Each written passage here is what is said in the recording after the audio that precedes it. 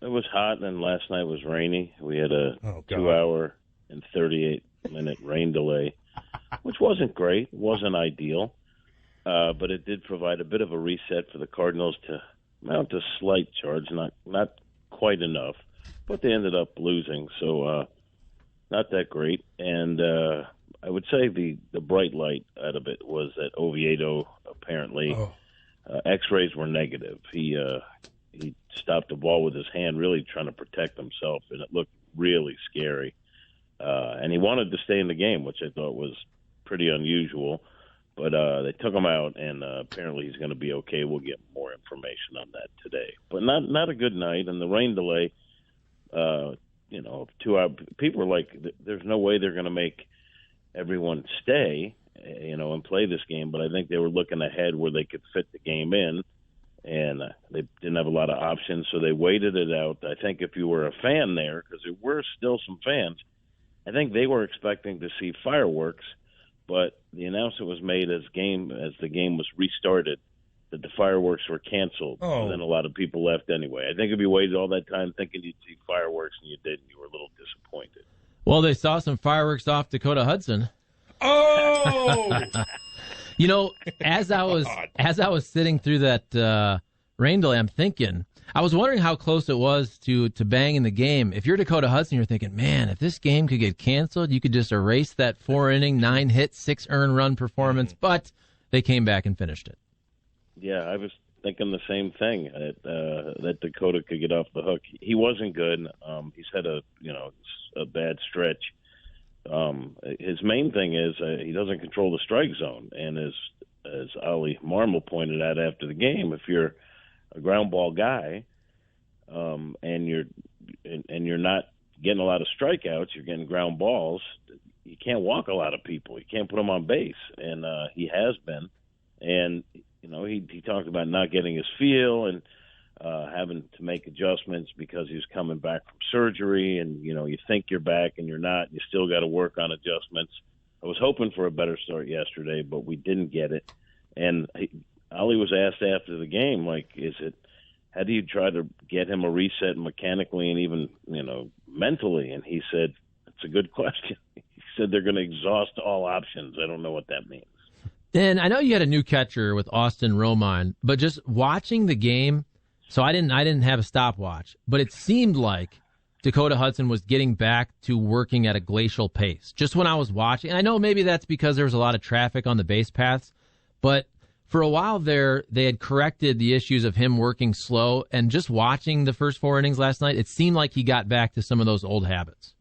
Now, Charlie, I think you're right about that. I even noticed it in his last start. In fact, if I recall, I think Ali said that he got back to not having that quicker pace because, if you think about it, they said he's got the pitch calm now. They said he's got to work at a faster pace, and he did, and he had a bunch of good starts. I think the last start, he was slow. I think he was slower last night. And as you point out, when you have a new catcher, there might be some feeling out going on there. He had Herrera as his catcher last start, and that wasn't particularly good. So yeah, maybe that adds a tick, but he was working slower, and that's exactly what they were trying to get him out of. And it seemed like when they did help him quicken his pace, he was better. So I do think they're related, Charlie.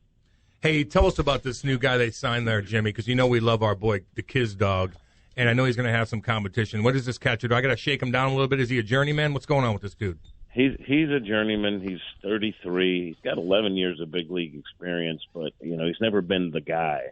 And as he put it, he's always been a catch-first guy. He's not there for offense. He's got experience. One of the things Ali Marmol said, and this was from Kisner and Herrera, that they weren't getting pitch framing, which is really important. Pitches, as Ali put it, we need someone who can steal a strike here and there. And that's one of the things they've been working on with Kisner. Herrera's numbers at that, even in the minor leagues, weren't great. Yachty's an expert at that. It's when a ball's borderline, the catcher doesn't jerk their hand. So, they gradually slide it into the strike zone to steal a strike or two from the umpire. I think Kisner has done a good job calling games. He's got a good arm. I think their main concern was with pitch framing to put their pitchers in better situations. And this guy, Austin Romine, pretty good at that. And he was a high school teammate of Nolan Arenado. He was a senior when Nolan was a junior at El Toro in California. And Romine said that you could tell, like, as soon as Arenado walked on a field, like, that guy is a special baseball player. Did they ever lose a game, that team, that high school team? Yeah, they had they did, but they were always really good. But I maybe have to check on that. But I know they were always like one of those perennial high school powerhouses out west. Hey, the bottom of the ninth, bases loaded last night. Big Albert's up at the plate. Like, I'm thinking, like, this has got to be it. This has got to be. He's got to get one here soon. And he didn't. I don't know. It was kind of frustrating. But, you know, he's there. It's a perfect situation for him to hit a dinger. And he just kind of blooped. I don't know. Yeah, I agree. It was set up. It was set up perfectly for Albert. Albert's, you know, not getting a lot of at bats lately. He hasn't looked very good. And let's be honest, there's other guys who you'd rather see up there than Albert. But you know, he's still Albert. He's still a threat. You look at his average. His offensive production isn't there. I don't know if he gets worn down a little bit or not. But you know, at this stage of his career, pretty clear he's not the same guy, but he did have a golden opportunity. They were down 6-0 at one point in the game. Then they were down 6-1. Then they get a couple homers, Capel and Yepes, who's really good. And all of a sudden, they have a chance to tie the game, to maybe take the lead, and then it goes by the boards. There wasn't a ton of energy. They got in late. That's not an excuse, but they got in. What do we get in at 2 a.m? And then. Last night there's a rain delay, so I have a feeling you got some tired guys. I hope they hit the rack and got some sleep and have a better effort today. Jim, what's your early impression on Connor Capel so far? What have you seen from him that you like? He takes a pretty good at bat. He looks like he's fine in the outfield. Made a nice catch last night. He's a 25-year-old guy. I don't think he's a prospect, but I think they gave him an opportunity as a guy who can field a position and can come off the bench, and he's gotten a couple starts, and I think he's made the most of it. I don't put him at the top of my list of guys in the Cardinals minor league system that I'm excited about, but I think he's done a very good job.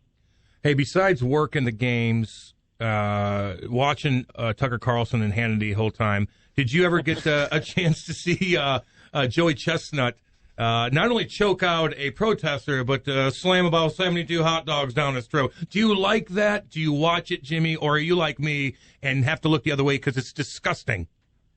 No, I like Joey Chestnut. I'm not for the choking out of people. I stand against that. In fact, when I ran for alderman, that was my number one campaign is we're not going to have people choking out anybody. I think it's cool. I don't know how they do that. Oh. I'm not grossed out by it. He was on the pregame show one time and he did a demonstration. It's kind of odd how they wet the buns and they just slide that whole thing in. I don't know how you can put that much in your body and not fall over and pass out. But I respect those guys that do it. I mean, they are professionals.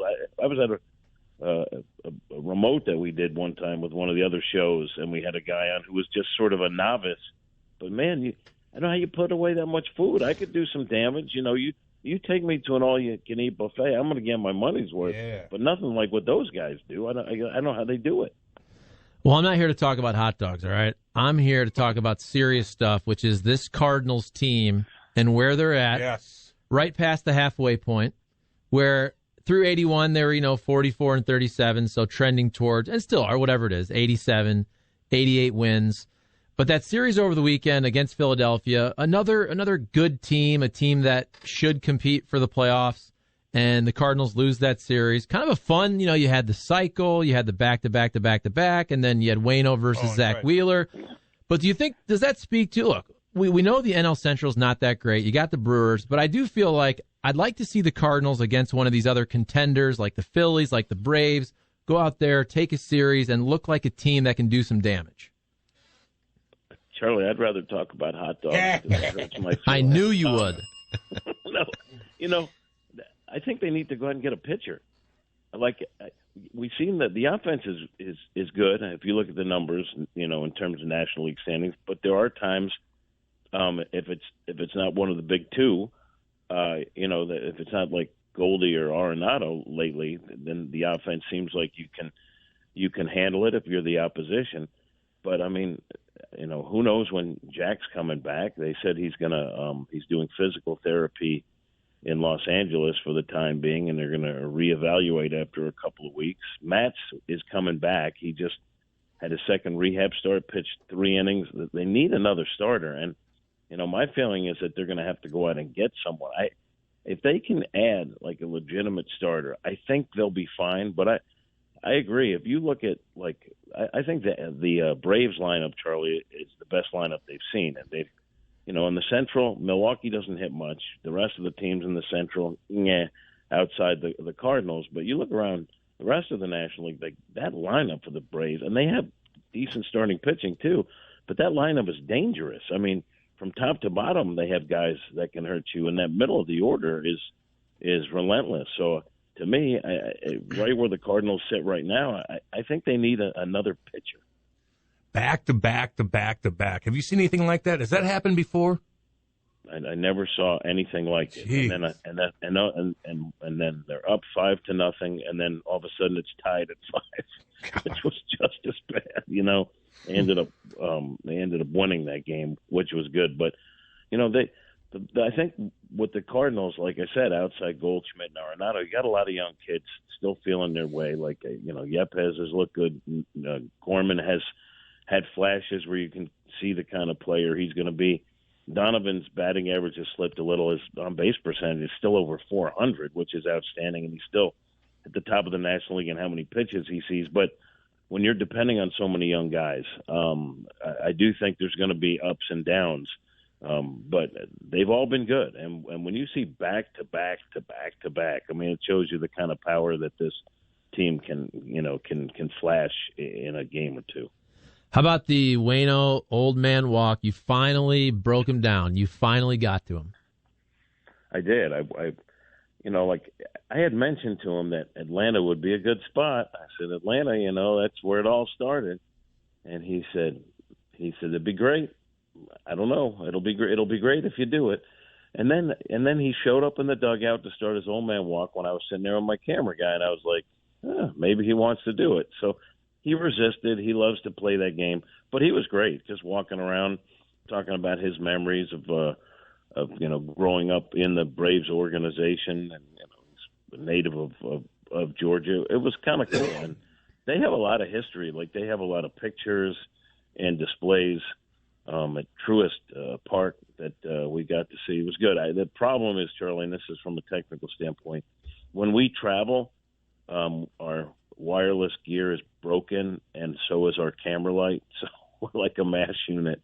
We had to use like a mic with a wire on it. It wasn't the easiest, but we got through it. I haven't even seen it. I hope it came out okay. It looked good. I didn't see any type of technical issues. What are you talking about, the old man walk? Waino, after he pitches, the next day he walks around the ballpark, puts it on Twitter, he takes pictures and whatnot. And so Jim walked around Truist Park with him talking baseball. That's kind of, Waino always does those kind of creative things. How is that park down there, by the way, Jimmy? I like it. I think it's a nice ballpark. Everything seems to be like something like you talked about, I think, Cam, like certain ballparks, or somebody did. Certain ballparks seem like they're not set up great, or, in hindsight, they would have put this here and that over there. I think it's a pretty nice ballpark. The press box is like 400 miles in the air, so you don't get to see a lot if you don't have a monitor. But then you're looking down too, so you see everything. But overall, I like it. I just wish there were better results for the Cardinals, particularly last night. 2.5 hour rain delay. And everyone's like, they're gonna have to call this. And then someone said Cobb County, like, you can't have fireworks after midnight, so they knew that there was going to be no fireworks. And everyone's like, why don't they just bang the game? And everyone was explaining a lot of different reasons, but I got word that they were going to stick it out, so we just sat back and got ready for when they finally restarted. It was a long delay, and then I think we got back to the hotel like after 1:20 or something like that. So Yeah, a long night. It's a long one. Worse, and it's worse when the team loses too. So, question: because you had this long night, do we call Kisner here in 12 minutes, or do we let him sleep? What do you think? Well, let me tell you something about Kisner. Okay, last night, I get off the bus, and you know what I do? I was with Danny Mack, and you know what we do? We sit in the lobby, and we let the players, even though we're big, important media guys, and don't get me wrong, we're keys to the game, Charlie. You know that. Yeah. We're as important as we're as important as Arenado or Goldie. Sure. But anyway, we sit in the lobby. We were towards the front of the bus, so we get in, we sit down, and then we let the players go up because they just played. Sometimes there's a little line at the elevator when a bus unloads. And so I'm sitting there, and here comes Kiz. And Kiz says, "Are we still doing radio tomorrow?" I said, "I am. Are you?" And he said, "Yeah." He said, "What time is that?" And I said, "Well, you get an extra hour because we're East Coast. So if it's 9 o'clock there, it's 10 o'clock here." And he said, "Oh, that's no problem. I'll be ready to go." Oh. So there's your answer. Nice. Well, we'll call him in 12 minutes. He said minutes. that on his own. He didn't, and here's the other thing, too. To be honest, he's not having a very good offensive, season, and they just signed a 97-year-old journeyman catcher to help with some of the defensive stuff. He's still upbeat. Everyone loves his attitude, and so he's not letting that kind of thing affect him. So he'll be fine. Have fun with Kiz. We'll call him in 10 minutes, Jimmy. We appreciate you calling in. Go enjoy yourself. We'll be watching, buddy. All right, I miss you guys, and I hope everyone had a good 4th. Oh, he did. Charlie almost burned his hand off, but everything else is fine. Right. Carry on. See you, buddy. See ya. Jimmy from Hotlanta doing his thing. 2.5-hour rain delay. Lord. Whew. Gio chimes in and goes, Cardinals should have taken 2 out of 3 from the Phillies. Cardinals have the offense, but the pitching is failing them. The Cardinals have lower-level prospects to dish. Go get a top-tier starter from a team that's thrown in the towel on the season, and there's plenty of them, trust me. Gio and O'Fallon chimes in. It's not that easy to do, though. You got Frankie Montas just got injured as well for the A's. That's somebody a lot of people are looking at to maybe get moved at the deadline. There's going to be a lot of teams that want a really good starting pitcher. And my thing is, do the Cardinals usually do that? Now, they should. Don't get me wrong. But what did they do last year? They didn't get a young prospect type who could be a future number 1, number 2, number 3 starter. They got 40-year-old dudes. And it worked, don't get me wrong. But they got Jay Happ. They got John Lester. They got Wade LeBlanc earlier. I wonder if they go that route. If I'm the Cardinals, you're certainly not giving up Jordan Walker, Mason Wynn. I mean, do you want to give up even somebody like a Juan Yepez right now? Ooh, I don't know. I do think you have a couple guys who are, I don't want to say defensive liabilities. I think Yepez is. Nolan Gorman, maybe he ends up being a good second baseman. I do think you could look and say, okay, Juan Yepez doesn't really have a position, but he's also a guy you control for 6 years. Yeah. Do you really want to give that guy up? I don't know. So if I'm the Cardinals, the way the Cardinals do business, especially during the season, when's the last time they went out and got a big-time starter? Was it John Lackey? That was a long time ago. And that was a big trade where you had to move.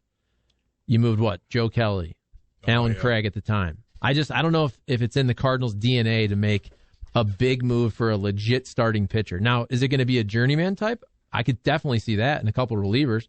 Maybe John Mozeliak surprises me, but that's not usually the way the Cardinals do business during the season before the trade deadline. Mitchie chimes in and goes, jerk move by the Braves not announcing no fireworks until the rain delay ended. They got another 2.5 hours of food and drink. That's Bush League in my opinion. Yeah, man. I don't know. If the Cardinals have to trade Gorman, Yepez, even Herrera, any of these guys in order to get a pitcher, a number 5 starter, just for the remainder of the season, I don't think it's worth the risk. I think at this point you just ride it out. Oh, there's no way on earth they trade Gorman. Right, okay. But I just meant like in terms of like you mentioned Yepez, like I just don't want to put any of them in a package deal. I just think they have too much stock, too much value for our future to just be like, hey, let's go get a number 5 starter and hope for the best this season. Yeah, and then struggle. I think if you're talking about a number 5 starter, like look at what happened last year for the Cardinals to acquire John Lester. Look who you gave up. You gave up Lane Thomas, who's actually having a pretty good year. But at the time, Lane Thomas was no longer this big prospect. He'd had a couple years where the numbers were down and he had COVID and all that. So to get somebody like that, I still think you're giving away a prospect that you're okay with. But if we're talking about a healthy Frankie Montas, that's where you're starting to name some names of prospects that you don't necessarily want to give up. Now, if it's Michael McGreevy, one of these first-round pick type pitchers who looks good, but maybe he's not going to be an ace, and you say, okay, that guy's a couple years away, and maybe McGreevy's close, and the Cardinals view him in that way, that he could help sooner rather than later. I don't know if the Cardinals are going to go big for a starting pitcher. I could see them just getting some type of help, but I hope John Mozeliak proves me wrong.